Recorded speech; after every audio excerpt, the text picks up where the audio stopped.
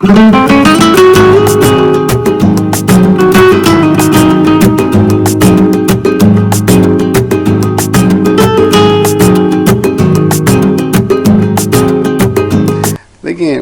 I think शादी जो है definitely it's a conformity basically कह सकते हैं हम लोग इन सोसाइटी।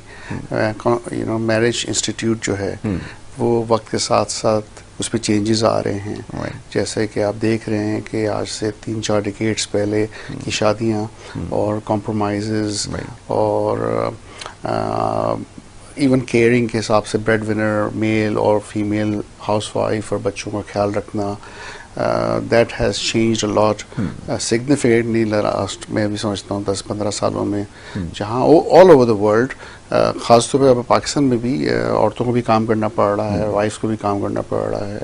बच्चों की तरफ ध्यान अब इतना नहीं दे पा रही हैं, इसलिए कि जब काम की तरफ जाना पड़ता है तो ज़ाहिर है दैट चेंजेस अ लॉट।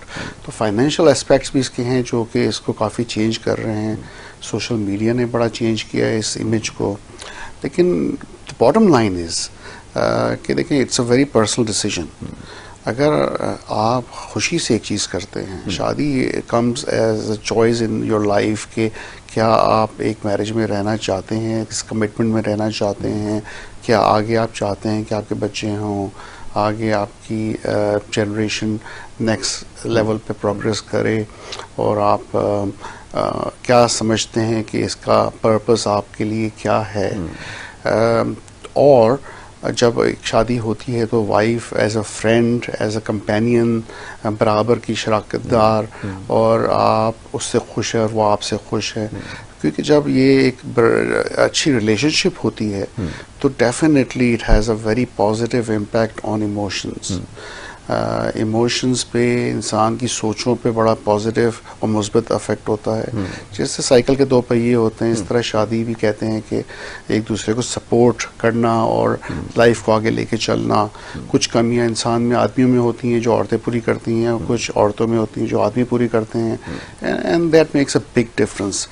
तो ये तो एक पॉजिटिव साइड है शादी की। लेकिन अगर मजबूरन शादी कर दी जाए किसी की, और वो नहीं चाहता हो कि उसकी शादी हो, और वो ना खुश हो, और ऐसे इंसान से उसकी शादी हो जाए जिससे वो कंपैटिबिलिटी ना हो, पर्सनालिटी क्लैशेस हों, रिलेशनशिप अच्छी नहीं बन सके, और शुरू से ही अगर इंसान नेगेटिव थॉट्स के साथ इस रिलेशनशिप में एंटर हो जो कि शादी कहलाती है, तो फिर मसला ये है कि फर्स्ट स्टेप ही अगर गलत होगा तो आगे इसके स्टेप्स भी गलत ही होते जाएंगे। तो you have to be ready for it one, and then whoever you choose वो compatible हो, तो then I think it's promising, it's good. Psychiatry की ज़्यादातर बीमारियों में ये देखा गया है कि जो शादीशुदा लोग हैं उनमें नफ्सियात के प्रॉब्लम्स कम हैं। ये तो स्टैटिस्टिकली प्रूवन है, ये प्रूवन है। तो even suicide risk is lower in married couples compare to single in divorced. तो स्टैटिस्टिकली तो ये एविडेंस बेस्ड है कि मैरिज प्रोटेक्टिव है in psychiatry for a lot of emotional problems. That could be the less harmful, that's why.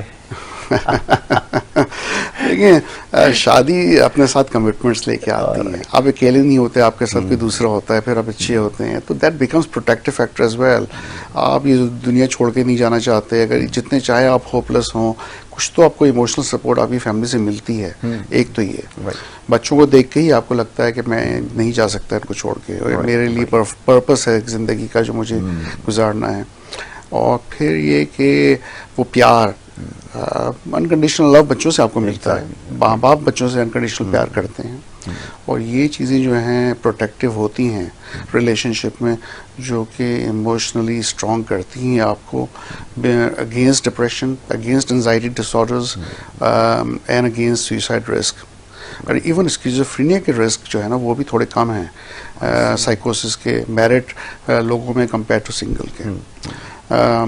Drug abuse के risk कम हो जाते हैं, सिंगल में ज़्यादा हैं। Alcohol abuse all the same. तो इन अ वे ये नहीं है कि अगर आप प्रॉब्लम ऑलरेडी है और आप शादी कर दें उसकी तो प्रॉब्लम कम हो जाएंगे, फिर प्रॉब्लम बढ़ते हैं। और ये अलग इशू है यासिर, क्योंकि होता है ये कि कई नफ्सियात के पेशेंट्स मेरे पास आते हैं जो सिंगल होते हैं, वो कहते हैं अब ये थोड़ा बेहतर हो गया, अब मैं बताना ही नहीं चाहूँगा दूसरे को और छुप के शादी करवा दूंगा इसकी, ताकि ये आगे ज़िंदगी सही से गुजार सके। अब वो अगर साइकोसिस का पेशेंट है, स्किज़ोफ्रेनिया का पेशेंट है, सीवियर डिप्रेशन के साथ है और अभी भी इतना इमोशनली स्ट्रांग नहीं हुआ है कि वो अपने आप को सपोर्ट कर सके, तो फिर वो अपनी वाइफ को कैसे करेगा सपोर्ट, आने वाले बच्चों को कैसे करेगा, ये प्रॉब्लम बढ़ जाते हैं। तो मेरा मशवरा ये होता है कि अगर इस तरह कोई शादी की भी जाए तो ट्रांसपेरेंट क्लियर होके की जाए, बताया जाए सामने वालों को कि ये बीमारी है, ताकि बाद में कोई ऐसे सरप्राइजेस ना हो, शॉक्स ना हो।